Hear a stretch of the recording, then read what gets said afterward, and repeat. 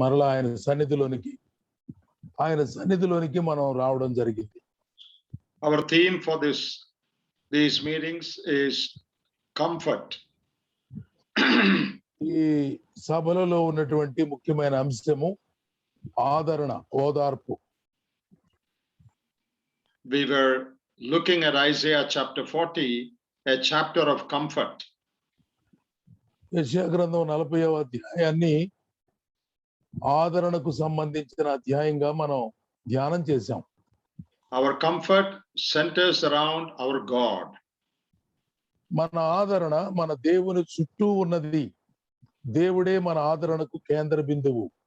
Comfort of the people in the world is based on their riches, their health, and so many other material factors.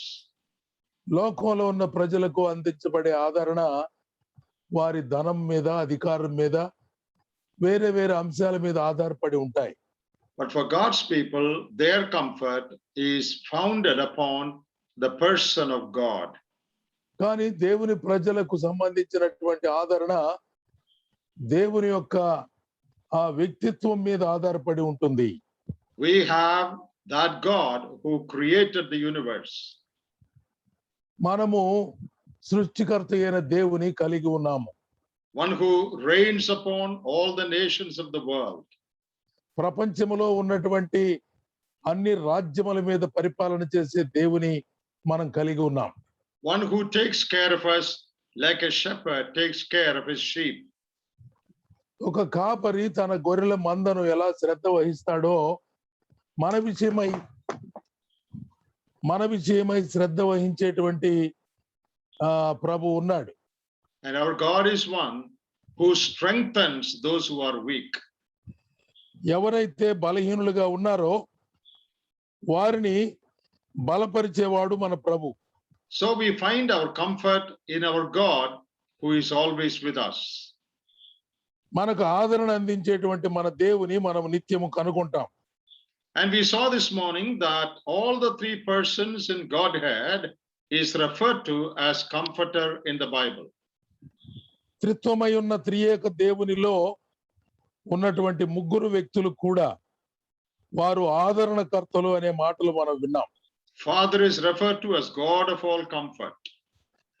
తండ్రి అయిన దేవుడు సమస్త ఆదరణ అనుగ్రహించువాడని చెప్పబడింది. The Lord Jesus Christ in 1 John 2:1 is called our advocate, which actually means our comforter. మొదటి యోహాను పత్రిక 2వ అధ్యాయంలో చెప్పబడిన మాటల ప్రకారంగా మన ప్రభు అయిన యేసుక్రీస్తు వారు మన తరఫున ఉత్తరవాదిగా అనగా ఆదరణకర్తగా ఉన్నాడు. In John 14, the Holy Spirit is called the comforter. యోహాను సువార్త 14వ అధ్యాయంలో పరిశుద్ధాత్మ దేవుడు ఆదరణకర్తగా ఉన్నాడు. So the Father, Son, and the Holy Spirit, all of them are called comforters. తండ్రి, కుమార, పరిశుద్ధాత్మ త్రియేక దేవుడు అందరూ ఆదరణకర్తలు అని పిలువబడ్డారు. And we saw this morning that our comfort comes from God. That means our comfort comes from the word of God. దేవుని యొద్ద నుండి అనగా దేవుని వాక్యము నుండి మనకు ఆదరణ లభిస్తుందని ఉదయకాలములో మనం చూడగలిగాం. In 1 Thessalonians 4, Paul talking about the condition of the dead people, when he tries to comfort them, he says, I am talking to you by the word of the Lord. అపోస్తుడైన పౌలు తెస్సలోనిక పత్రిక 4వ అధ్యాయంలో మాట్లాడుతూ మృతి చెందిన వారి స్థితిని గురించి మాట్లాడుతూ నేను దేవుని మాటను బట్టి మీతో మాట్లాడుతున్నాను అన్నాడు. And at the close of that chapter he says, comfort one another with these words. 4వ అధ్యాయం చివరి భాగం 18వ వచనంలో ఈ మాటల చేత మీరు ఒకరిని ఒకడు ఆదరించుకోనండి అన్నాడు. So truths that are revealed in God's word, those truths are the basis of our comfort. దైవ గ్రంథములో చెప్పబడినటువంటి దేవుని గురించిన సత్యాలు మన ఆదరణకు ఆధారమై ఉన్నవి.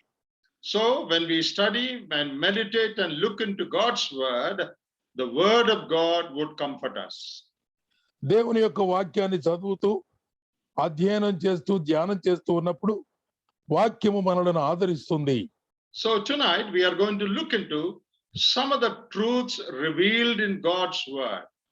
దేవుని యొక్క వాక్యములో చెప్పబడిన మరికొన్ని సత్యాలు మనం ఈ రాత్రి వేళ చూడబోతున్నాం. What does the word of God say about trials and sufferings and pain in our life? మన జీవితంలో ఉన్నటువంటి మరి ఇబ్బందులను గురించి, శ్రమలను గురించి, కష్టాలను గురించి గ్రంథం ఏం చెప్తుంది? It is important to know those truths. ఆ సత్యాలు ఎరగడం చాలా ప్రధానమైనటువంటి విషయం. If you don't know those truths, you will never receive comfort.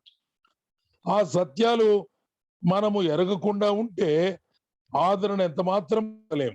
In John chapter 8, the Lord Jesus said, "You shall know the truth, and the truth shall set you free."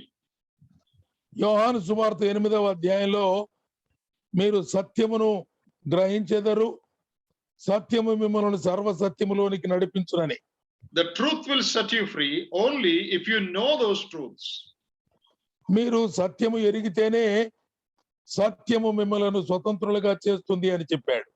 If truths are there and you do not know it, you will not be set free. దేవుని వాక్య సత్యాలు మనం ఎరగకుండా ఉన్నట్లయితే మనము స్వతంత్రులము కాలేము. Many years ago, there was the system of slavery in America.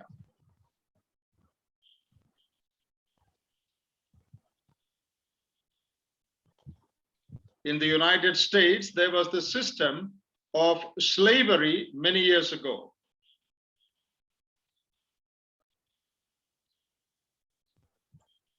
Yes, brother. There was the system of slavery in America many years ago. చాలా సంవత్సరాల క్రితం బానిసత్వపు విధానం అమెరికా దేశంలో ఉండేది.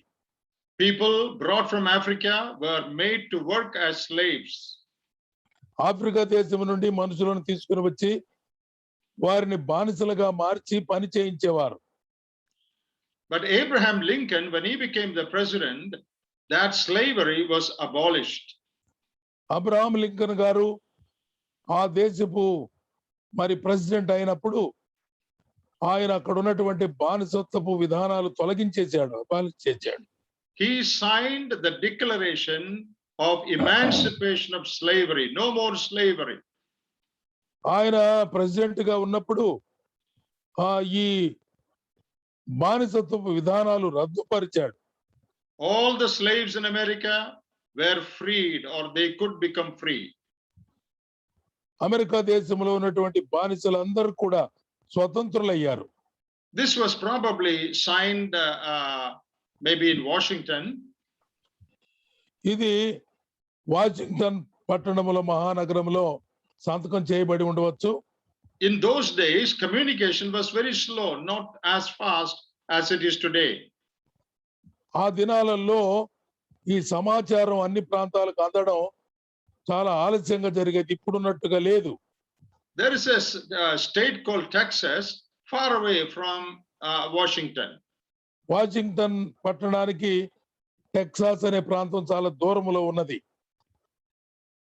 The people in Texas, it took about several months, I think about 6 months, for the slaves there to know that slavery is abolished. Texas లో ఉన్నటువంటి బానిసలకు ఈ సమాచారం అందేటప్పటికల్లా దాదాపు 6 నెలలు పట్టింది. The truth is declared. అక్కడ ఉన్నటువంటి సత్యం ఏమిటంటే బానిసత్వం రద్దు చేయబడింది. No one needs to work as slaves now. ఎవరు కూడా బానిసలుగా పని చేయవలసిన అవసరం లేదు. But poor slaves in Texas, they continue to labor as slaves. కానీ టెక్సాస్ లో ఉన్నటువంటి బానిసలుగా ఉన్నవారు వారికి ఆ సమాచారం అందకపోయేటప్పటికి ఇంకా బానిసలుగానే పనిచేశారు. Not because the truth was not there, but because they did not know the truth. చట్టము లేదని కాదు కానీ చట్టము వారికి తెలియలేదు. That is true about us also. మన విషయంలో కూడా ఇదే సత్యం ఉంది. There are many precious truths in God's word that can comfort us. దేవుని గ్రంథములో అనేకమైనటువంటి వాక్య సత్యాలు ఉన్నాయి, మనలను ఆదరించగలిగినవి. But if we do not read them, understand them, know them, we will not be comforted. ఆ సత్యాలను మనం చదవకుండా, అర్థం చేసుకోకుండా, తెలుసుకోకుండా ఉంటే మనకు ఆదరణ లభించదు. It is the knowledge of the truth that comforts us. ఆ సత్యాన్ని గురించినటువంటి జ్ఞానము మనలను ఆదరిస్తుంది.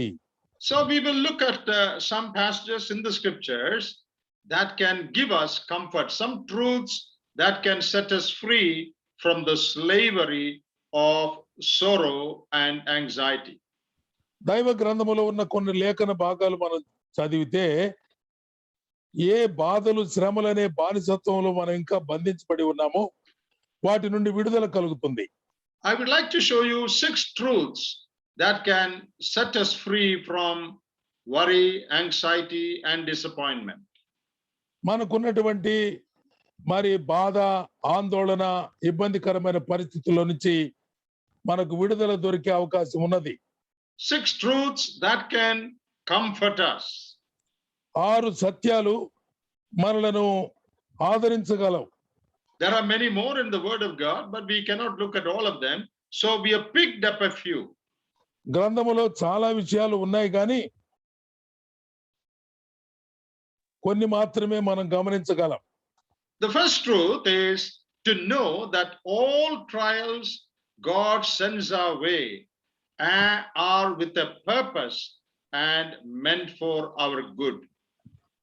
దేవుడు మన మీదకి పంపించేటువంటి, అనుమతించే ప్రతి విధమైన శ్రమ ఉద్దేశపూర్వకంగానే పంపబడతాయి. దానికి ఒక ప్రత్యేకమైన ఉద్దేశం ఉన్నది దేవుని దృష్టిలో. All trials God sends our way. మన మార్గములోనికి వచ్చేటువంటి శ్రమలన్నీ కూడా, all trials God allows or permits in our life, మన జీవితంలోనికి అనుమతించబడే ప్రతి విధమైనటువంటి శ్రమ, they are sent allowed with a purpose. అవి ఒక ఉద్దేశంతోనే అనుమతించబడుతున్నాయి. And it is always for our good. అది ఎల్లప్పుడూ కూడా మన మంచికే, మన మేలు కోసమే. Look at this verse in Psalm 145. 145వ కీర్తనలో ఉన్నటువంటి మాట మనం చదువుదాం. Psalm 145, and we will read verse 17. కీర్తనల గ్రంథము 145వ కీర్తన 17వ వచనాన్ని చదువుదాం. Remember, these are truths taught in the scriptures. లేఖనాలలో చెప్పబడుతున్న సత్యములు ఇవి. So what does this passage say? Psalm 145, 17. 145వ కీర్తన 17వ వచనం ఏం చెప్తుంది? The Lord is righteous in all his ways and holy in all his works. యెహోవా తన మార్గములన్నిటిలో నీతి గలవాడు, తన క్రియలన్నిటిలో కృప చూపువాడు. God is righteous in all his ways. తన మార్గములన్నిటిలో దేవుడు నీతి గలవాడు అని చెప్పబడింది. And he is merciful in all his ways. ఆయన క్రియలన్నిటిలో ఆయన కృప కలిగిన దేవుడు. This is what the scripture reveals about God's character. దేవుని యొక్క గుణ లక్షణాల గురించి తెలియజేయబడుతున్నటువంటి సత్యం. All his ways are righteous. ఆయన మార్గములన్నీ నీతియుక్తములైనవి. All his paths are merciful. ఆయన క్రియలన్నీ కృప కలిగినవి, దయగలిగినవి. This is a revelation of God's character. ఇది దేవుని యొక్క గుణ లక్షణాల గురించిన మరి విశదపరిచే సంగతులు. If we truly believe this, we will have no complaint about what happens in our life. ఈ సత్యాన్ని నిజంగా మనం ఎరిగి ఉంటే మన జీవితంలో సంభవించే దేన్ని గురించి మనము ఆరోపణ చేయం. But if we don't truly believe this, we will have so many questions and complaints. మనం నిజంగా ఈ సత్యాన్ని నమ్మకపోతే, తెలుసుకోనకపోతే మన జీవితంలో ఎన్నో ఆరోపణలు వస్తాయి. God, why did you allow that husband to die? Why did you allow that wife to die? దేవుణ్ణి ప్రశ్న వేస్తారు. ఎందుకయ్యా ఆ భర్త ఎందుకు ఆ కుటుంబంలో చనిపోయాడు, లేదా ఆ భార్య ఆ కుటుంబంలో ఎందుకు చనిపోయింది? Oh, God is not righteous in doing that. That is a feeling that comes up in our hearts. మన హృదయాలలో వచ్చే తలంపు ఆలోచన ఏమిటి అంటే దేవుడు ఇలా చేయడం న్యాయం కాదు. Oh, God is doing unrighteous things in many families. చాలా కుటుంబాలకు దేవుడు మరి న్యాయం జరిగించలేదు, అన్యాయం చేశాడు అంటారు. That is what our human heart would say. మన యొక్క మానవ హృదయం ఈ మాట చెప్పవచ్చు. But the word of God says God is righteous in all that he does. దేవుడు చేసే క్రియలన్నిటిలో ఆయన నీతి గలవాడు అనేటువంటి సంగతి మనం వింటాము. And sometimes we feel God acts without any mercy. God acts in a cruel way. కొన్నిసార్లు మనం భావిస్తాం దేవుడు ఎంత కఠినంగా ఇట్లాంటి పని చేశాడురా మన జీవితాలలో అని భావిస్తారు చాలా మంది. But the Bible says God is merciful and kind in all his dealings. కానీ దేవుడు తన క్రియలన్నిటిలో కూడా కృప కలిగిన వాడు, దయ చూపించేవాడు. In our human perspective, we are not able to understand it always. That is the problem. సమస్య ఏమిటంటే మానవ దృక్పథంతో విషయాలు మనం చూస్తే దేవుని తలంపులను అర్థం చేసుకోలేము. That is because we are of a finite mind. Our mind is limited and we fail to grasp the infinite plans and programs of God. దేవుని యొక్క అత్యధికమైన జ్ఞానంతో కూడినటువంటి క్రియలను, చర్యలను సంకుచితమైన జ్ఞానం, పరిమితి కలిగిన జ్ఞానం కలిగిన మనం అర్థం చేసుకోలేము. In Isaiah 55, we read that God's ways are far higher than our ways. యెషయా గ్రంథం 55వ అధ్యాయంలో మనం చదివే మాట ఏమిటంటే దేవుని మార్గములు మన మార్గముల కంటే చాలా ఉన్నతమైనవి. As the heavens are higher over the earth, so are God's thoughts higher over our thoughts. భూమి కంటే ఆకాశం ఎంత ఉన్నతముగా ఉన్నదో దేవుని తలంపులు మన తలంపుల కంటే అంత ఉన్నతంగా ఉన్నాయి. So we cannot rise up to that high level and understand it, and therefore we think God is acting unrighteously. దేవుని యొక్క ఉన్నతమైన తలంపుల స్థాయికి మనము ఎదగలేము గనుక, అంత ఎత్తుగా ఎక్కలేము గనుక దేవుడు మన ఎడల మరి అన్యాయం చేస్తున్నాడని అనిపిస్తుంది. So, dear brothers and sisters, let us believe what the word of God reveals about the character of God, though we cannot grasp it fully. దేవుని యొక్క వాక్యములో ఉన్నటువంటి సత్యాలను మనము జాగ్రత్తగా తెలుసుకోవాలి. మనము సరిగ్గా తెలుసుకోలేకపోతున్నాం కనుక దేవుని అపార్థం చేసుకునే అవకాశం ఉన్నది. What God has done in your life, in your family, is absolutely righteous, though we may not be able to understand it. దేవుడు నీ జీవితంలో జరిగించినటువంటి క్రియలన్నీ కూడా సందేహరహితంగా అవి నీతియుక్తములైనవి, నీ మేలు కోసమే దేవుడు జరిగించాడు. Though we may feel that some of the acts of God are without mercy, the word of God says God is merciful in all that he does. దేవుడు చేసినటువంటి క్రియలు దయలేనివిగా మనకు అనిపించవచ్చు కానీ దైవ వాక్యం చెప్తుంది ఆయన తన క్రియలన్నిటిలో కృపగలవాడు, దయగలవాడని. And all his plans are for our good.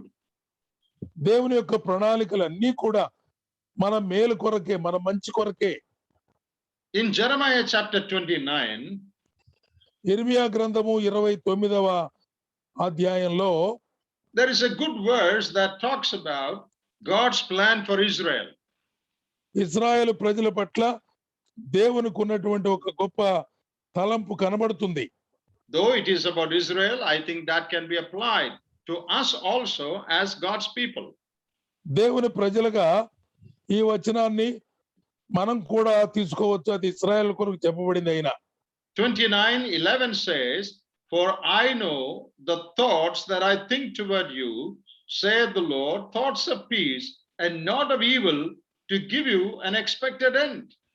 నేను మిమ్మల్ని గూర్చి ఉద్దేశించిన సంగతులను నేను ఎరుగుదును, రాబోవు కాలమందు మీకు నిరీక్షణ కలుగునట్లుగా అవి సమాధానకరమైన ఉద్దేశములే గాని హానికరములైనవి కావు. ఇదే యెహోవా వాక్కు. all my thoughts for you are thoughts for peace, not for evil. హానికరమైన ఉద్దేశాలు ఏమీ లేవు, మీకు మేలు కలగడానికే అని దేవుడు చెప్తున్నాడు. It is to give us a good end. సమాధానకరమైన మంచి ముగింపు ఇవ్వడానికి ఇష్టపడుతున్నాడు.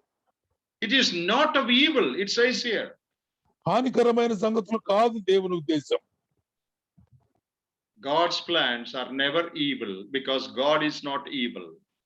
దేవుడు ఎప్పుడు కూడా కీడు చేసేవాడు కాదు కనుక దేవుని ఉద్దేశాలు తలంపులు కీడుకరమైనవి కాదు. The word of God says God is good to all. దేవుడు అందరికీ ఉపకారి అనే మాటలు మనం చదువుతాం. A good God can never make a bad plan. ఉపకారి అయిన దేవుడు, మంచివాడైన దేవుడు చెడ్డ ఆలోచన, చెడ్డ ఉద్దేశం కలిగి ఉండడు. If God is good and righteous, all that he plans, all that he designs, all that he constructs in our life is also good. దేవుడు మంచివాడు కనుక, న్యాయవంతుడు కనుక, దయగలవాడు కనుక మన జీవితాల పట్ల ఆయన కలిగి ఉన్న ప్రణాళిక అంతటిలో మంచినే దేవుడు చేస్తాడు. So what is our first point from the word of God for our comfort? మన ఆదరణ కొరకై దేవుని గ్రంథములో నుంచి మొదటి అంశం ఏం చూస్తున్నాం? All trials and difficulties that God allows in our life is allowed with a purpose and for our good. దేవుడు మన జీవితంలోనికి అనుమతించేటువంటి ప్రతి విధమైన శ్రమ, ఇబ్బంది ఉద్దేశపూర్వకంగానే చేస్తాడు. అవి మన మేలు కొరకే జరుగుతాయి. Now let me say two things about God's purpose. దేవుని యొక్క ఉద్దేశాల గురించి రెండు మాటలు చెప్తాను. What does the Bible say about God's purpose in allowing trials in our life? మన జీవితాలలో శ్రమలను అనుమతించడానికి దేవునికి ఉన్న రెండు ఉద్దేశాలు ఉన్నాయి. Does he just want to trouble us by giving us trials in our life? మన జీవితంలో శ్రమ పెట్టడం ద్వారా మనలను గలిబిలి చేయడం దేవుని ఉద్దేశమా? In the book of Lamentations, we read that he doesn't intentionally, deliberately allow sufferings just to hurt us. విలాప వాక్యాల గ్రంథంలో దేవుడు మనలను మరి ఉద్దేశపూర్వకంగానే ఇష్టంతోనే ఆయన కష్టపెట్టడానికి ఉన్నాడు అని చెప్పినట్లుగా ఉంది. That means he has a good purpose in allowing trials. అంటే దాని అర్థం ఏమిటంటే దేవుడు ఉద్దేశపూర్వకంగానే శ్రమలను మన జీవితాల్లోనికి మంచి ఉద్దేశంతో పంపించాడు. That is revealed in the scriptures. లేఖనాలలో అది బయలుపరచబడింది. Let us read that in the epistle of James in chapter 1. యాకోబు పత్రికలో కూడా ఆ మాట మనం చదవచ్చు మొదటి అధ్యాయంలో. James 1 verses 3 and 4. 3-4 వచనాలు. Knowing this, that the trying of your faith worketh patience, but let patience have her perfect work, that ye may be perfect and entire, complete, wanting nothing. 2వ వచనం నుండి చదువుకుందాం తెలుగులో. నా సహోదరులారా, మీ విశ్వాసమునకు కలుగు పరీక్ష ఓర్పును పుట్టించునని ఎరిగి మీరు నానా విధములైన శోధనలలో పడినప్పుడు అది మహానందమని ఎంచుకొనుడి. Then read on. మీరు సంపూర్ణులను, అనునాంగులను, ఏ విషయములోనైనా కొదవలేని వారినై ఉండునట్లు ఓర్పు తన క్రియను కొనసాగింపనీయుడి. So here it says, rejoice when you fall into diverse problems. నానా విధములైన శోధనలో, శ్రమల్లో పడినప్పుడు మహానందంగా ఎంచుకోండి. Know these things. ఈ విషయాలు మీరు ఎరిగి ఉండాలి. The testing of your faith, your trial of faith, worketh patience. ఈ నానా విధములైన శోధన అదంతా కూడా మనకు ఓర్పు పుట్టించనని ఎరగాలి. That means spiritual strength or spiritual toughness it will produce. ఆత్మ సంబంధమైనటువంటి బలం, శక్తిని మనకు అందిస్తుంది. It talks about good character, mature character. పరిణితి చెందినటువంటి గుణ లక్షణాలు విశ్వాసికి కలుగుతాయి. That is what trial would produce in your life. శ్రమలు అలాంటివి మన జీవితాల్లోకి తీసుకొని వస్తాయి. And look at verse 4. It says, let patience have her perfect work, that ye may be perfect and entire, wanting nothing. ఆ 4వ వచనాన్ని మనం చదివితే, మీరు సంపూర్ణులను అనునాంగులను ఏ విషయంలోనైనా కొదవలేని వారై ఉండునట్లుగా ఓర్పు తన క్రియను కొనసాగింపనియండి అన్నాడు. There are two words used that we need to understand. ఇక్కడ ఉపయోగించబడినటువంటి 2 పదాలు మనం అర్థం చేసుకోవాలి.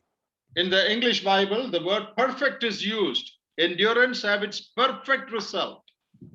సంపూర్ణమైన ఆ ఫలితం అనే మాట ఇంగ్లీష్ లో ఉపయోగించబడింది. That word perfect refers to maturity.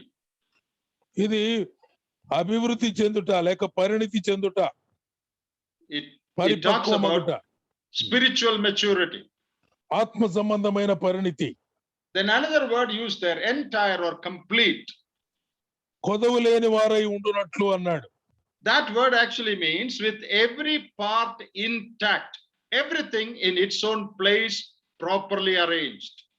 ఆ ప్రతి విషయం కూడా దాని స్థలాలలో నిర్దేశించబడినట్లుగానే ఉన్నది అని అర్థం. So when you pass through trials, మనము శ్రమలలో గుండా వెళుతూ ఉన్నప్పుడు it will produce patience in your life. అది నీ జీవితంలో ఓర్పును కలిగిస్తుంది. And that patience will bring maturity in your life. ఆ ఓర్పు నీ జీవితంలో పరిణితిని, And it will అభివృద్ధిని make you కలిగిస్తుంది. complete. That means everything in your life will fall into its own proper place. నీ జీవితంలో సంభవించేటువంటి విషయాల ద్వారా నీవు ఎలా సంపూర్ణుడు కావాలో ఆ విధంగా ఉంచబడతాం. So what is the purpose of a trial here? ఇక్కడ శ్రమల యొక్క ఉద్దేశం ఏమిటి? దేవుని ఉద్దేశం Bring us to maturity. మనలను పరిణితి చెంది పరిపూర్ణులుగా మార్చే విషయం కొరకు. So that everything in our life will fall in order and we will lack nothing. ఏ కొదవ లేని వారంగా ఉండి మనము సంపూర్ణంగా మార్చబడ్డానికి మన శ్రమలు ఉపకరిస్తున్నాయి. And that maturity can come only through trials. అటువంటి పరిణితి శ్రమల ద్వారా మాత్రమే సాధ్యమవుతుంది. You know, the psalmist in one place, he says, before I was in trouble, before I was in difficulty, I went astray. Before I was afflicted, I went astray. కీర్తనకారుడు అంటున్నాడు, నేను శ్రమ పొందక మునుపు నీకు దూరంగా ఉన్నాను అన్నాడు. But now that I have gone through these difficulties, I have learned God's statutes. దేవుడు అనుమతించినటువంటి శ్రమల గుండా నేను ప్రయాణం చేయడం ద్వారా దేవుని ఉద్దేశాలు ఏమిటో, దేవుని కట్టడలేమిటో నాకు అర్థమైంది అంటున్నాడు. So one purpose of trials is to make us spiritually mature, spiritually strong, to make us fully grown people. ఆత్మ సంబంధంగా మనం పరిపూర్ణముగా ఎదిగేటట్టు చేయడానికి దేవుడు ఈ శ్రమలను మన జీవితాల్లో అనుమతిస్తాడు. That is the meaning of what we read in the book of James. యాకోబు పత్రికలో మనం చదివినటువంటి 3-4 వచనాలలో ఉన్న భావం అది.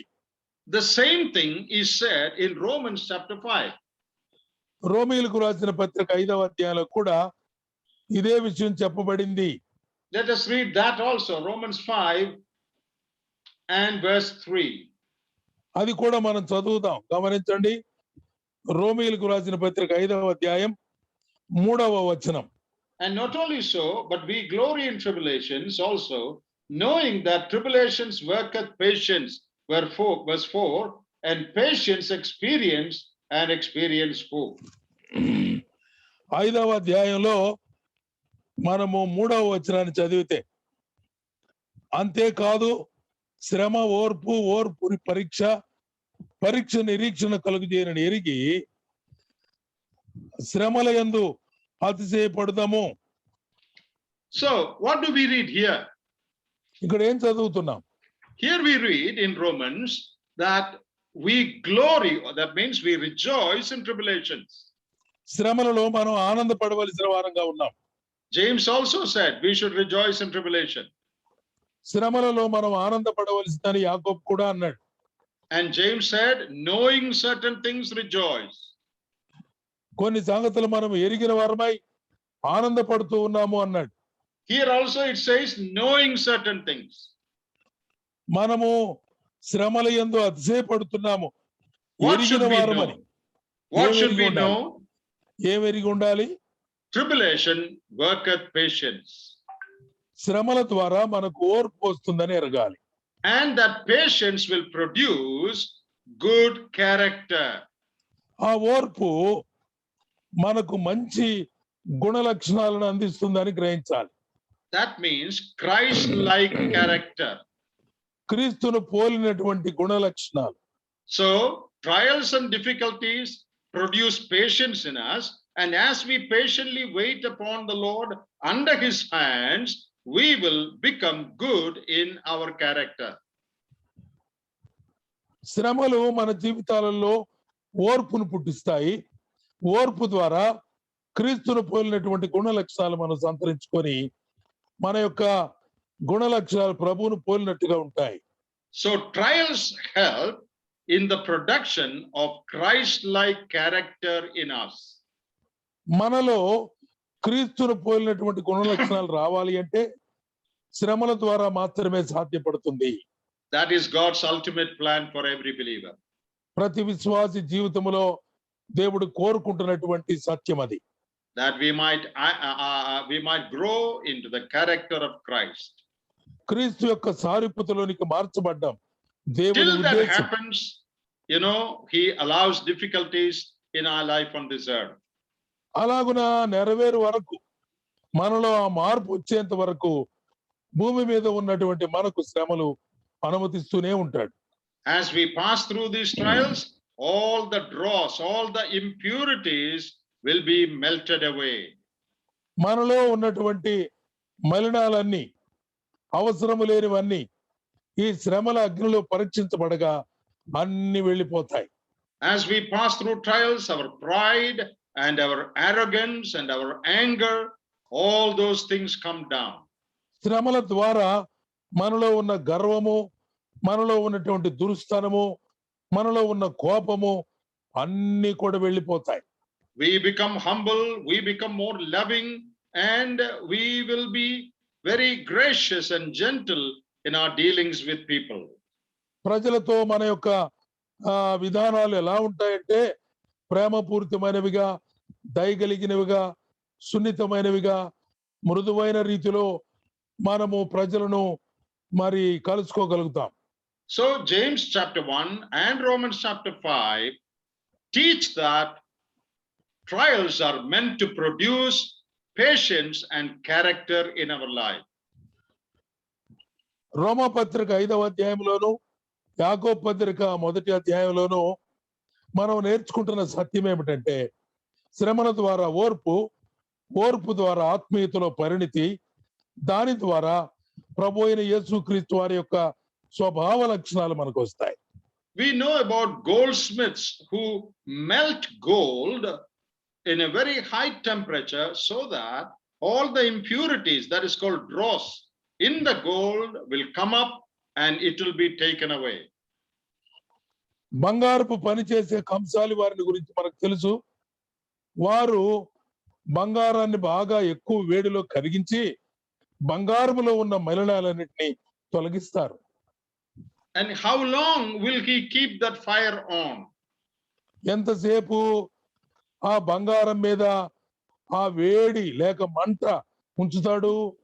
Once some sisters asked a goldsmith, how long will you let the fire burn? ఒక సహోదరి అడిగింది ఆ బంగారం పని అతన్ని, ఎంతసేపు మీరు ఇలా కాలుస్తారు దాన్ని అని. And the goldsmith said, I will sit by the side of the fire and keep looking into the molten metal, and I will stop the fire when I can see my face in that molten metal. ఆ బంగారు పనివాడు చెప్పినటువంటి మాట ఏమిటో తెలుసా? బంగారమును కాలుస్తూ ఉన్నప్పుడు నేను దాని ప్రక్కనే కూర్చుంటాను, వేడి చేస్తూ ఉంటాను. ఎప్పుడైతే నా ముఖాన్ని అద్దములో వలె చూసుకోగలుగుతానో అప్పుడు మంట ఆపేస్తాను అన్నాడు. He will not light the fire and go away to do something else. ఏదో మంట పెట్టేసి అది వదిలిపెట్టి ఎక్కడికో వెళ్ళిపోడు. He will sit by the fire, watch intently as to what is happening to that gold. బంగారం అగ్నిలోకి మరి పుటము వేస్తున్నప్పుడు ఆ బంగారు పనివాడు అగ్ని పక్కనే కూర్చొని And the బంగారానికి heat may be very high. The temperature may be very, very high. దాని ప్రక్కనే కూర్చోడానికి అది చాలా ఎక్కువ సెగ వేడి ఉండవచ్చు. But when all the dross is taken away, మలినములంతా కూడా బయటకు వచ్చేంత వరకు, and when the goldsmith can see the reflection of his face in that boiling metal, then he will remove the fire. కరుగుతున్నటువంటి బంగారంలో తన ముఖాన్ని తన యొక్క ముఖ ఛాయను చూసుకోగలిగినప్పుడు మాత్రమే మంట ఆపేస్తాడు. That is what God does with us. దేవుడు కూడా అలాగే మనతో చేస్తాడు. He keeps the fire burning. ఆయన అగ్ని రాజేసి మలినాలు తీసేంతగా కాలుస్తాడు. But he sits by our side as we pass through that fire. మనము అగ్ని శ్రమలలో గుండా వెళుతున్నప్పుడు ఆయన శ్రమలలోనే మనతో ఉంటాడు.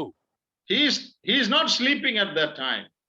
ఆ సమయంలో ప్రభు నిద్రపోడు. He is not looking here and there. ఇటు అటు చూడటం లేదు. He is watching carefully as to what is happening as a result of that fire. ఆ అగ్ని కారణంగా ఎలాంటి ఫలితం వస్తుందో జాగ్రత్తగా పరీక్షించి చూస్తూ ఉంటాడు. When he sees his image, his character in us, then at the right time, he will remove the flame. మనలో ప్రభు యొక్క గుణ లక్షణాలు, ఆయన సారూప్యత కనబడినప్పుడు ఈ శ్రమల మంటను తొలగిస్తాడు. And the Bible says this is one purpose of trials. ఇది ఒక కారణము అని దైవ గ్రంథం మనకు తెలియజేస్తుంది. To produce more Christ-like character in your life. నీ జీవితంలో క్రీస్తును పోలినటువంటి జీవిత అనుభవాలను తీసుకురావడమే శ్రమల యొక్క ముఖ్య ఉద్దేశం. James 1:12 says one more thing.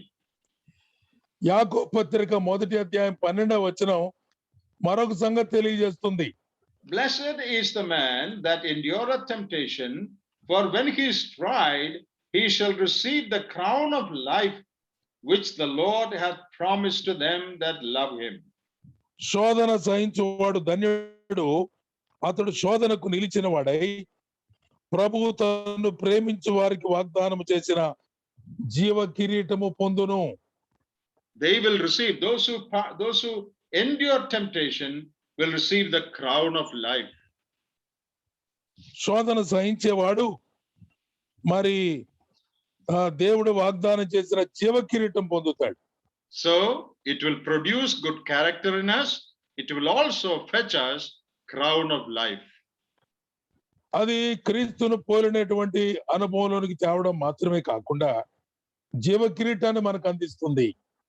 So we are looking at some truths revealed in God's word for our comfort. మన ఆదరణ కొరకై దేవుని వాక్యంలో చెప్పబడిన కొన్ని సత్యాలు మనం గమనిస్తున్నాం. And the first truth we said, all trials are with a purpose and for our good. మొదటి సత్యం మనం చూసాము, అన్ని శ్రమలు మన జీవితంలో మేలు కొరకే దేవుడు ఉద్దేశించాడని. And the second truth that we are going to look at, రెండవది మనం చూడబోతున్నాం, nothing happens in the life of a child of God without God's knowledge and permission. దేవునికి తెలియకుండా, దేవుని అనుమతి లేకుండా దేవుని బిడ్డల జీవితాలలో ఏమీ సంభవింపవు. Nothing happens accidentally or by mistake. పొరపాటున గాని లేకపోతే యాదృచ్ఛికంగా గాని ఏది కూడా జరగదు. Sovereign God arranges everything properly in his wisdom. దేవుడు తన జ్ఞానాన్ని అనుసరించి సార్వభౌమాధికారం కలిగిన దేవుడు సమస్తాన్ని క్రమబద్ధంగానే ఏర్పాటు చేస్తాడు. So never get surprised as if a strange thing has happened without the knowledge and permission of God. దేవునికి తెలియకుండా ఏదో జరిగిందని వింత సంభవించినట్లుగా ఎప్పుడు భావించకూడదు. Don't wonder, oh, did God know about what's happening to me? నాకేం జరుగుతుందో దేవుడికి తెలుసా తెలియదా అని ఆశ్చర్యపడాల్సిన పని లేదు. Nothing happens to us without God's knowledge and without God's permission. దేవునికి తెలియకుండా గాని దేవుని అనుమతి లేకుండా గాని మన జీవితాల్లో ఏదీ సంభవించదు. You remember what the Lord Jesus said in the Gospels? Without the Father's permission, knowledge, not even one hair falls down to the ground. తండ్రికి తెలియకుండా మీ తల వెంట్రుకల్లో ఒక్కటైనా నేలన పడదని సువార్తలలో ప్రభువు చెప్పాడు.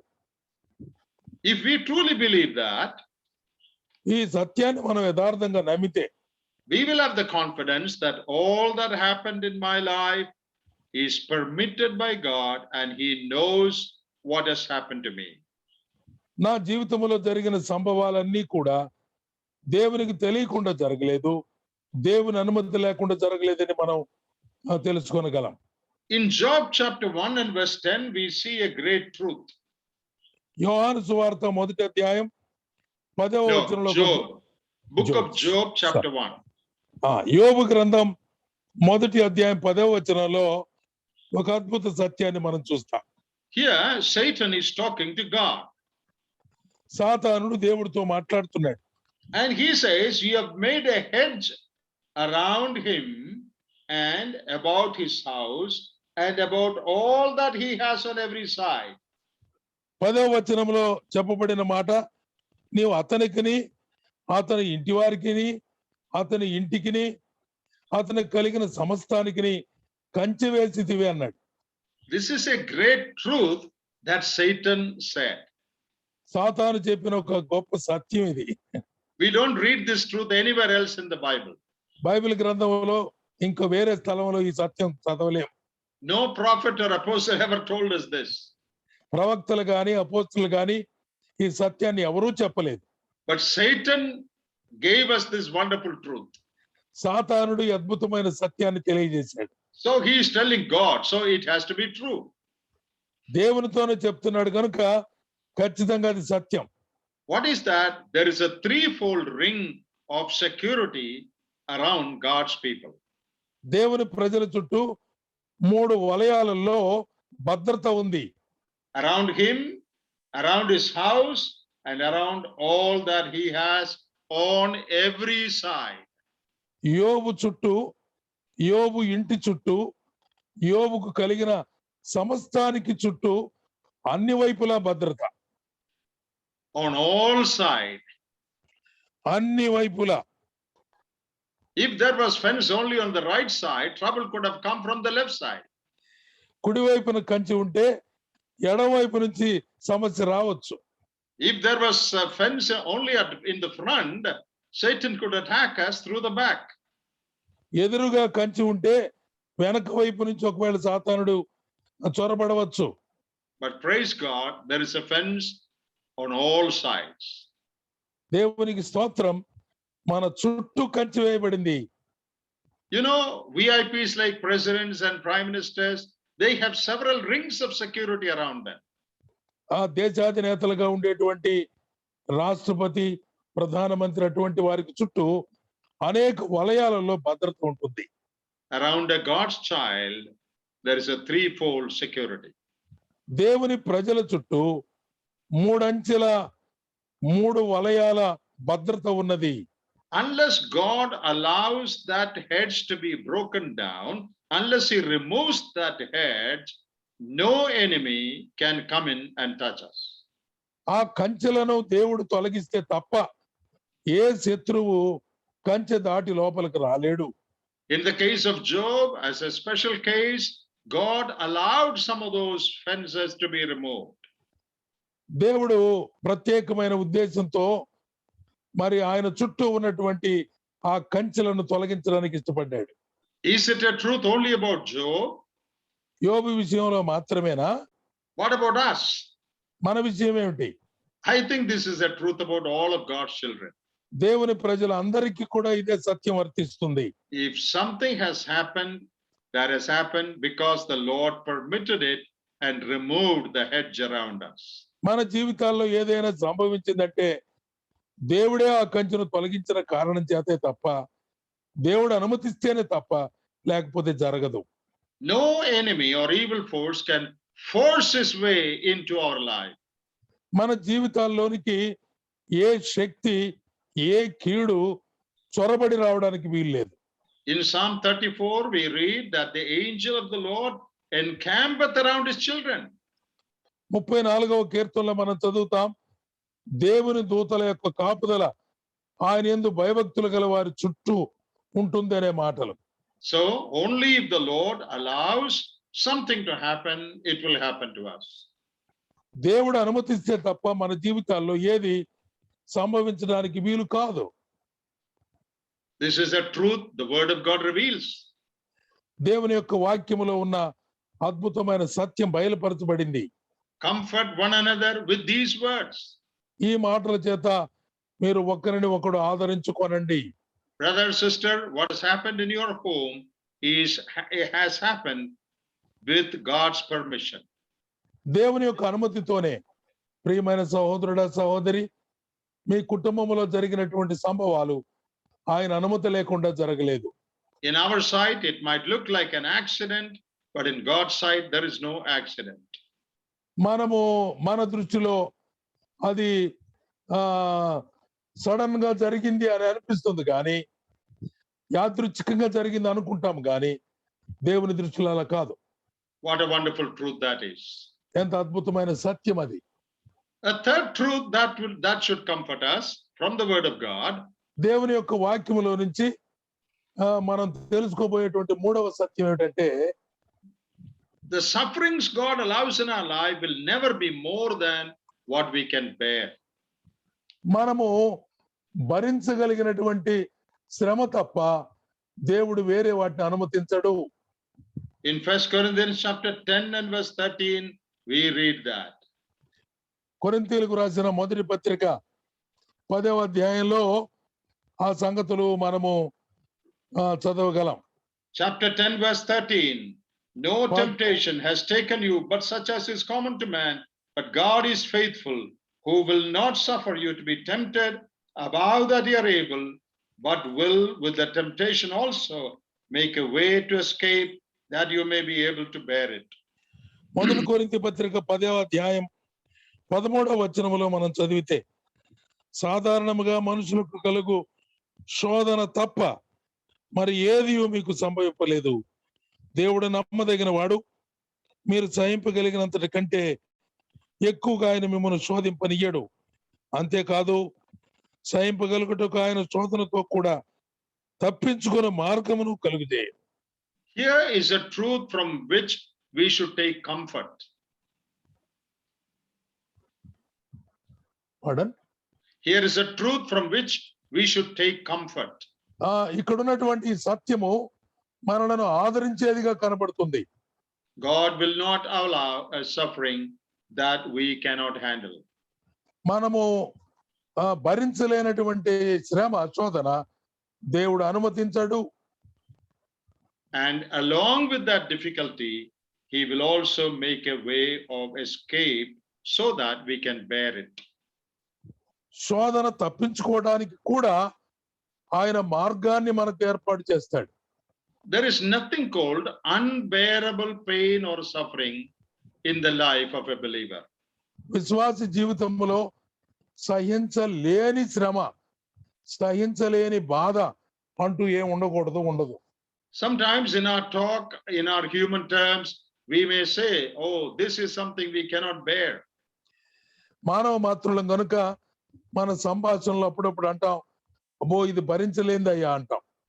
But the word of God says, God will never allow a difficulty that you cannot bear. మనము భరించలేని, సహించలేని ఏ శ్రమ, శోధన మన మీదకి ఆయన అనుమతించడు. Along with that trial, he will also make a way of escape. ఆ శోధనతో పాటుగా తప్పించుకునే మార్గమును కూడా ఆయన కలుగజేస్తాడు. So we don't have to be afraid that something will happen to us that we cannot bear, that we cannot handle. మనము సహించలేనిది, మనము భరించలేనిది ఏది కూడా దేవుడు మన జీవితంలోనికి అనుమతించడు, రానివ్వడు. When the trouble comes, God will also give us the grace to handle those troubles. శోధన వచ్చినప్పుడు, శ్రమ వచ్చినప్పుడు దేవుడు తన కృపను అందించి దాన్ని సహించడానికి, ఎదుర్కోవడానికి, నిలబడడానికి శక్తినిస్తాడు. I have read about a man who was martyred, who was killed for his faith. విశ్వాసమును బట్టి ఒక వ్యక్తి హతసాక్షి అయిన వారిని గురించి చదివాను. I think this happened in the Roman time, when Romans persecuted Christians. ఆ క్రైస్తవులను రోమియులు హింస పెట్టి దారుణమైనటువంటి చిత్రహింసలకు గురి చేస్తున్న రోజుల్లో జరిగింది. And many of these Christians were burnt at the stake. They were burnt alive. చాలా మంది క్రైస్తవులు నిలువున తగులబెట్టబడ్డారు. That was a common punishment in those days. అది సాధారణమైనటువంటి శిక్షగా ఆ దినాలలో ఉండింది. ఒక గుంజ కట్టేసి తగలబెట్టేస్తారు. So one believer who was in prison, he knew that was going to happen to him also. చెరసాలలో జైల్లో ఉన్నటువంటి ఒక విశ్వాసి తనకు కూడా ఇలాంటి శిక్ష వస్తుందని తెలిసింది. Then he thought, God, how am I going to bear it when they light me as a torch, burn me alive? What is going to happen to me? How am I going to handle it? దేవా, నన్ను వాళ్ళు నిప్పంటించి తగలబెట్టేటప్పుడు నేను ఎలా భరించాలి, ఏం జరగబోతుంది నాకు అని ఆలోచన చేస్తున్నాడు. So one day for a trial, he took a candle and he burnt a part of his body, little bit. ఒక రోజున ఎలా ఉంటుందో చూద్దామని వెలిగించబడిన క్యాండిల్ ఒకటి తీసుకొని, కొవ్వొత్తి తీసుకొని దేహంలో ఒక చిన్న భాగాన్ని కాల్చాడు. And just to know how much painful that would be. ఎంత నొప్పి ఉంటుందో చూద్దామని తెలుసుకోవడానికి Little bit of burning. కొంచెమే కాల్చుకున్నాడు. And he found it very difficult. చాలా కష్టమని ఆయనకు అర్థమైపోయింది. He cried out and said, "Oh God, if I am taken to the stake to be burnt, I will surely bring dishonor to your name because I cannot stand this." దేవా, ఒకవేళ నాకే గాని ఆ తగలబెట్టబడే శిక్ష ఇస్తే నేను నిన్ను అవమానపరుస్తానేమో భరించలేక. Because I cannot bear even the burning with a candle. Candle తోటే కాల్చుకుంటే నేను భరించలేకపోతున్నానే, వారు స్తంభానికి కట్టేసి తగలబెడితే భరించగలనా? But finally, what he feared happened to him. ఏమైతే అనుమానపడ్డాడో, భయపడ్డాడో అదే జరిగింది. He was set on fire. ఆయన్ను శిక్ష విధించారు. ఒక స్తంభానికి కట్టేసి కాల్చారు. ఆ సమయంలో at that point, he was praising and glorifying God in great joy. ఆ సమయంలో, కాలిపోతున్న సమయంలో దేవుని ఘనపరిచి దేవుని ఎంతగానో స్తుతించాడు. See, God gave him the ability to bear at that point when it actually happened. Prior to that, he did not get that grace. But when it actually happened, God gave him the grace. నిజంగా శిక్ష విధించబడినప్పుడు భరించడానికి తగినటువంటి శక్తిని, సహనాన్ని దేవుడిచ్చాడు, ముందు కాదు. God will not give you grace in advance. ముందుగానే దేవుడిని కృపించి ఇదిగో ఇట్టుంటది నా కృప, ఏం పర్లేదు అన్నాడు. Sometimes we think, oh, what will happen to me if this happens, that happens. ఇలా జరిగితే, అట్లా జరిగితే ఏమైపోద్ది నా బతుకు అని చాలా దిగులు పడతా ఉంటాం. The word of God says, don't worry about tomorrow. రేపటిని గురించి నువ్వు చింతపడవద్దని వాక్యం చెప్తుంది. If something happens, it is with God's permission. ఏదైనా సంభవిస్తే అది దేవుని యొక్క అనుమతితోనే. When it happens, God will give you the grace to bear it. అది సంభవించిన సమయంలో ఖచ్చితంగా దేవుడు తన కృపను అందిస్తాడు, భరించడానికి సామర్థ్యం. A fourth truth that should bring comfort to our heart, నాలుగవ సత్యం మన హృదయాలకు ఆదరణ ఇచ్చేది ఏమిటంటే, is found in Hebrews chapter 13. హెబ్రీయులకు రాసిన పత్రిక 13వ అధ్యాయంలో దాన్ని మనం గమనించగలం. And last part of verse 5. 5వ వచనం యొక్క చివరి భాగంలో, For he hath said, I will never leave thee nor forsake thee. Either is it in 13? Chapter 13, verse 5. Last part. I will never leave thee nor forsake thee. Hebrews. Hebrews 13, verse 5. It is different in Telugu.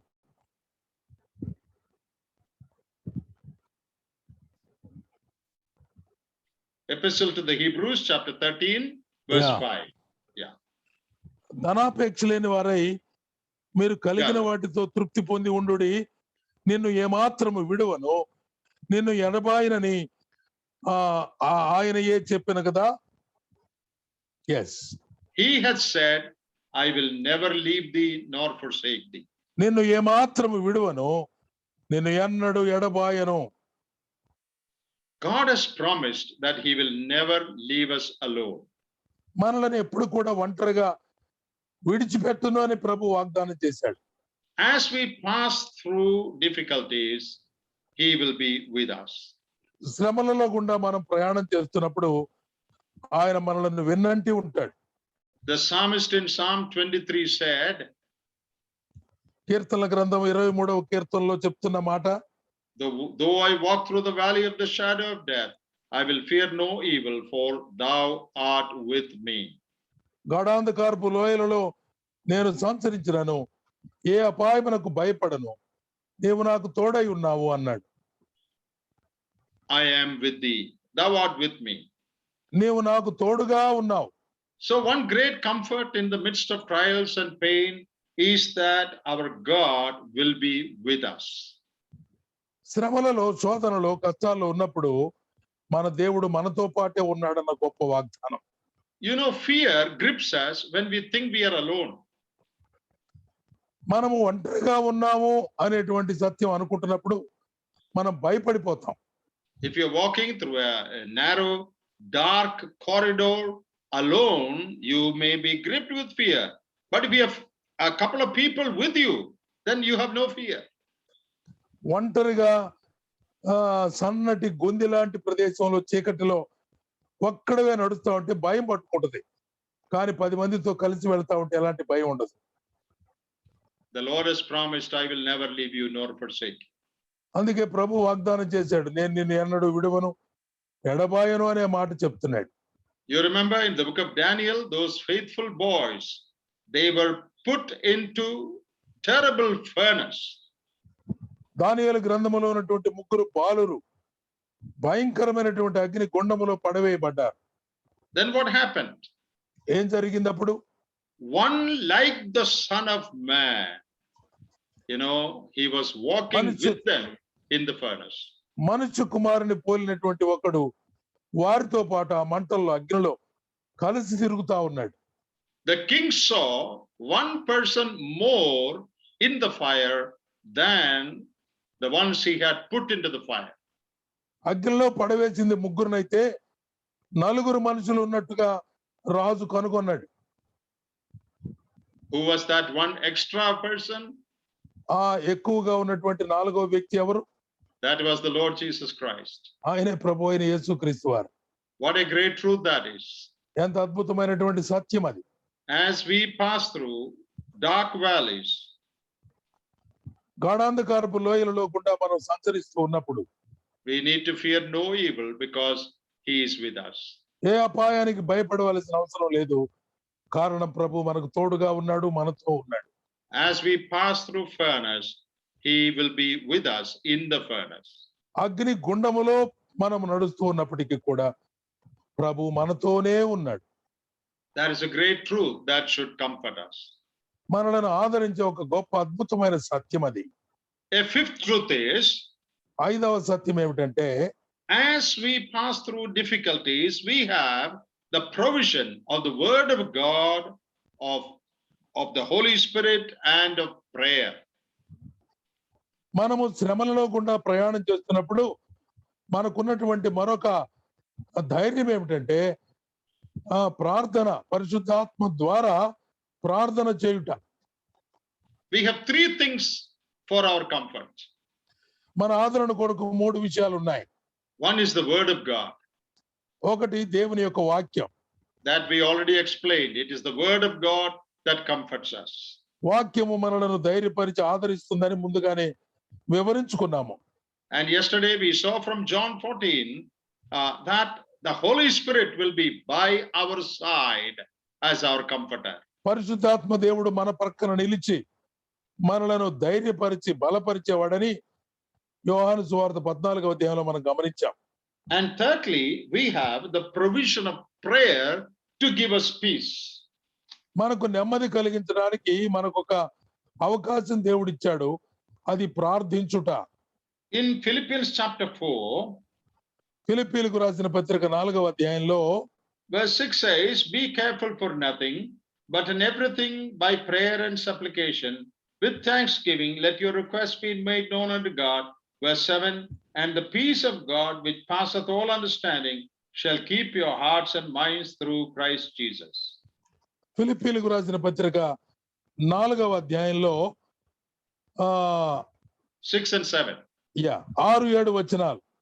దేనిని గురించి చింతపడకుడు గాని ప్రతి విషయములోనూ ప్రార్థనా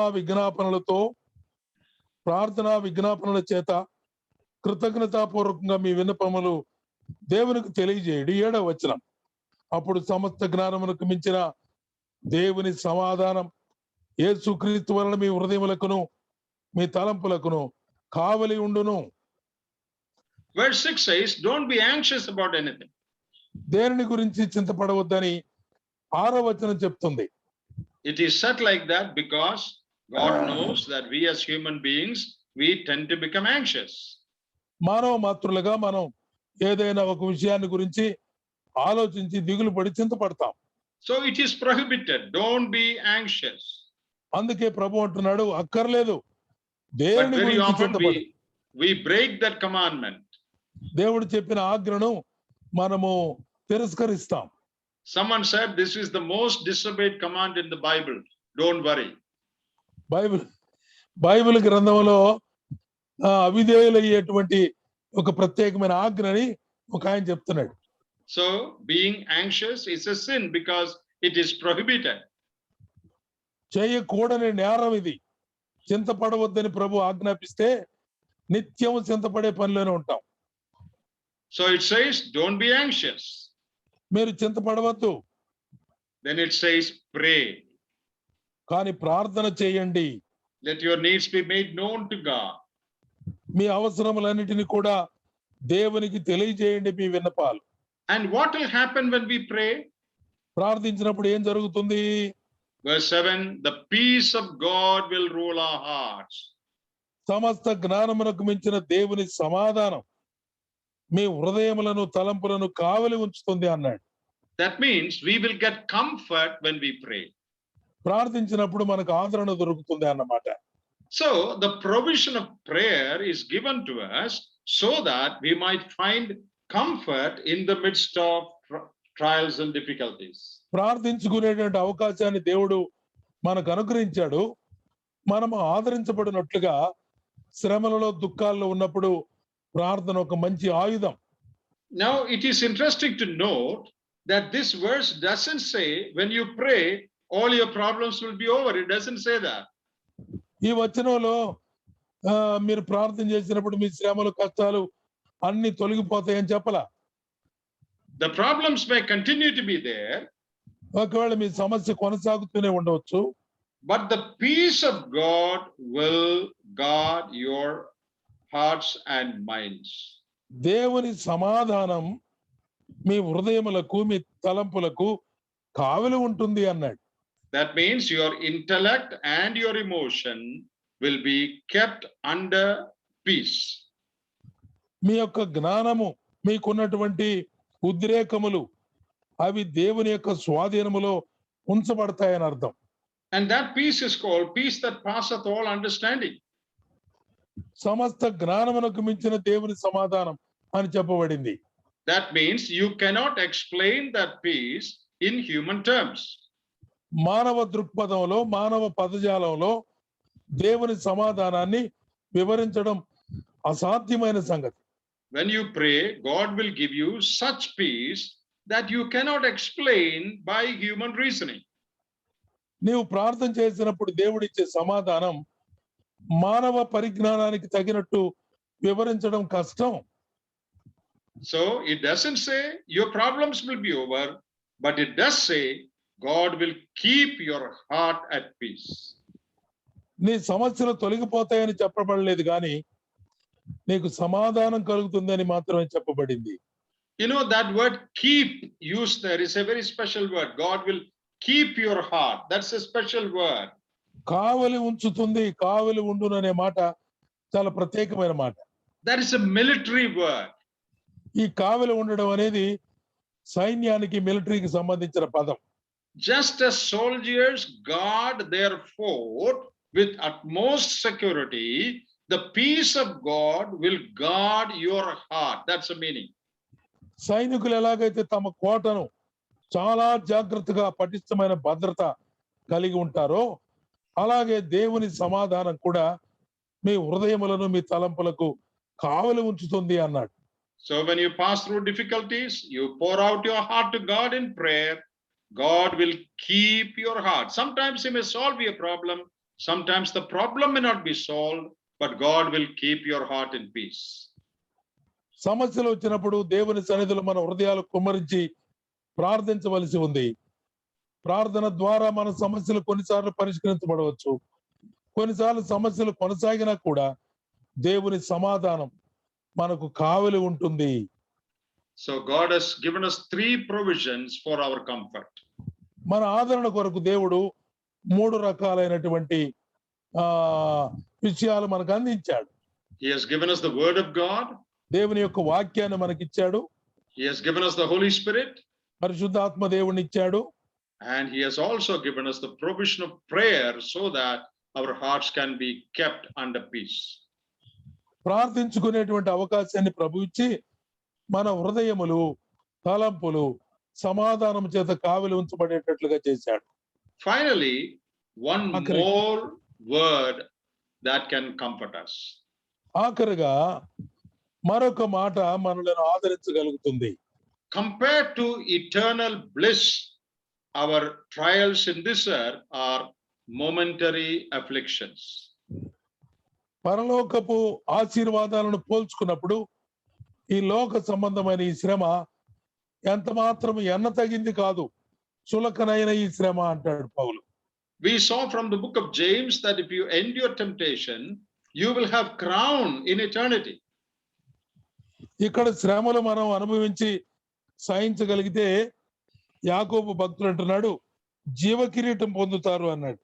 So when you think of the bliss that you're going to enjoy, the rewards you're going to enjoy in eternity, our trials on this earth are temporary. నిత్యత్వంలో మనం పొందబోయేటువంటి ఆశీర్వాదాలు, మనం పొందేటువంటి బహుమానాలు ఆలోచన చేసినప్పుడు అవి ఈ శ్రమలు ఎన్నదగినవి కాదు వాటి ముందు. In 2 Corinthians 4:17 we read this. కొరింథీయులకు రాసిన 2వ పత్రికలో chapter 4 verse 17. 4వ అధ్యాయము 17వ వచనంలో ఈ మాటలు మనం చదువుతాం. For our light affliction, which is but for a moment, worketh for us a far more exceeding and eternal weight of glory. క్షణమాత్రముండు మా చులకన శ్రమ మా కొరకు అంతకంతకు ఎక్కువగా నిత్యమైన మహిమ భారమును కలుగజేయుచు ఉన్నది. This light affliction చులకనైన శ్రమ అన్నాడు is only for a moment. అది క్షణమాత్రం ఉండేదే. But what we are going to get is exceeding eternal weight of glory. అంతకంతకు ఎక్కువగా నిత్యమైన మహిమ మనకు కలుగజేయుచు ఉన్నది అన్నాడు. So in comparison to what we are going to get, the temporary pains are trivial, very small. మనము పొందబోయేటువంటి నిత్యమైన మహిమ అక్కడ ఉన్నటువంటి బహుమానాల ముందు ఈ చులకన శ్రమలు లెక్కలేనివి అన్నాడు. And you know, in 1 Peter 5:10 we read this. మొదటి పేతురు పత్రిక 5వ అధ్యాయము 10వ వచనంలో చదువుతాం. Your suffering is only for a while. It is only for a short while. ఈ 1 కొంచెం Peter కాలమే 5:10. Yeah Ah. కొంచెం కాలమే శ్రమ పడిన పిమ్మట అని 1 పేతురు పత్రిక 5:10 మనం చదువుతాం. What awaits us is eternal blessing, eternal reward. నిత్యమైన ఆశీర్వాదము, నిత్యమైనటువంటి మహిమ మనకు ఎదురు చూస్తూ ఉండగా, But what we have here is light affliction, momentary, only for a short while. ఇక్కడ ఉన్నటువంటి శ్రమ చులకనైనది, క్షణమాత్రం ఉండేది మాత్రమే. John MacArthur, a great Bible teacher, has given a comparison between present suffering and future glory. John MacArthur అనేటువంటి ఒక Bible పండితుడు ఆయన చెప్పినటువంటి పోలిక ఎలాగుందంటే, రాబోయే నిత్య మహిమకు ప్రస్తుత కాలం ఉండే చులకనైన శ్రమకు పోల్చి చెప్పాడు. He says, as followers of Christ, our suffering comes from men, whereas glory comes from God. ఈ శ్రమలు మనకు మనుషుల ద్వారా వస్తాయి, మనం పొందబోయే మహిమ దేవుని ద్వారా కలుగుతుంది అన్నాడు. Our suffering is earthly, whereas our glory is heavenly. మనకున్నటువంటి శ్రమలు భూ సంబంధమైనవి, మనం పొందబోయే మహిమ పరలోక సంబంధమైనది. Our suffering is short, whereas our glory is forever. మన శ్రమలు క్షణమాత్రం ఉండేవి, మనకొచ్చే మహిమ అది నిరంతరం ఉండేది. Our suffering is trivial, whereas our glory is limitless. మనకున్నటువంటి శ్రమలు పరిమితి కలిగినవి, మనం పొందబోయే మహిమ అపరిమితమైంది. Our suffering is in our mortal and corrupted bodies, whereas our glory will be in our perfected and imperishable bodies. ఈ శ్రమలన్నీ కూడా క్షయమైన మృతతుల్యమైన దేహాలకు మాత్రమే. మనం పొందబోయే మహిమ నిత్యమైన మహిమతో కూడినటువంటి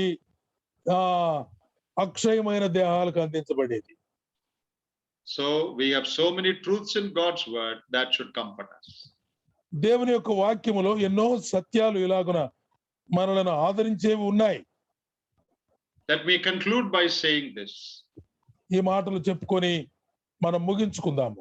Sometimes the Lord may change our circumstances and bring ease and peace in our life.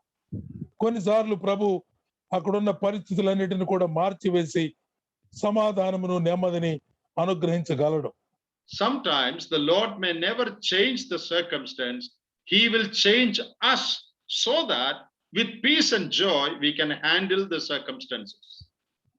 మనము కొన్నిసార్లు దేవుడు మన పరిసరాలు మార్చకుండా, కొన్నిసార్లు మారుస్తాడు, కొన్నిసార్లు ప్రభువు మార్చకుండా మనలను మార్పు రూపాంతరం చెందిస్తాడు.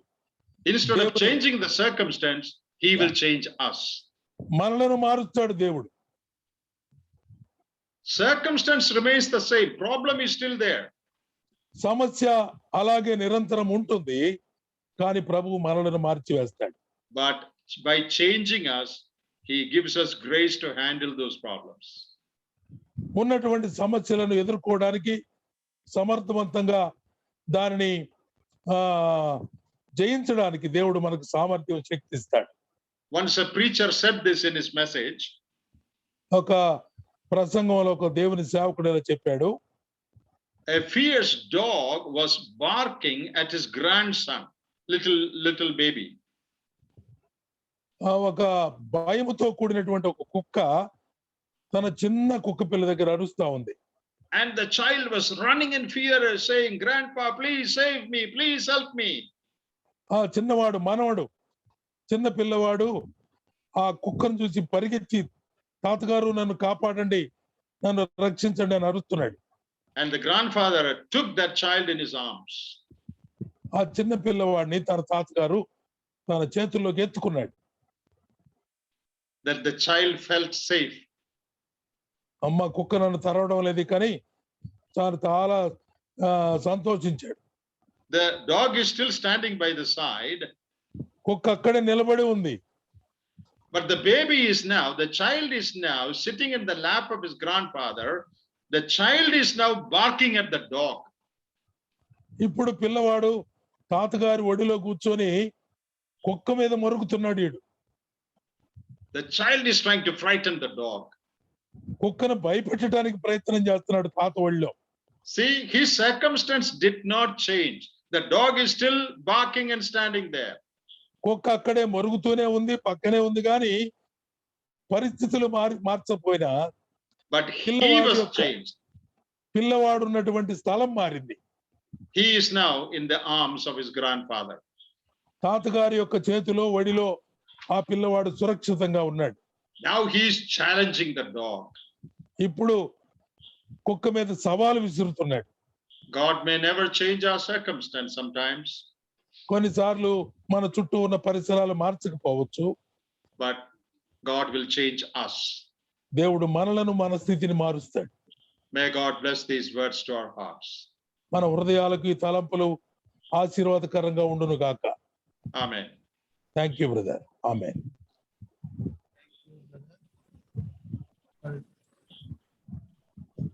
Message.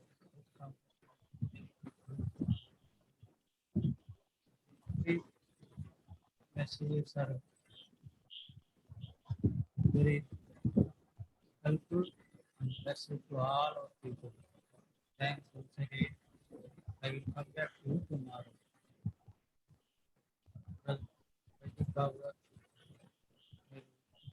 Not receive.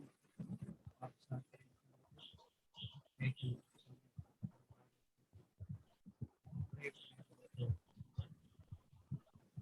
Thank you brother. Okay, thank you. Thank you brother.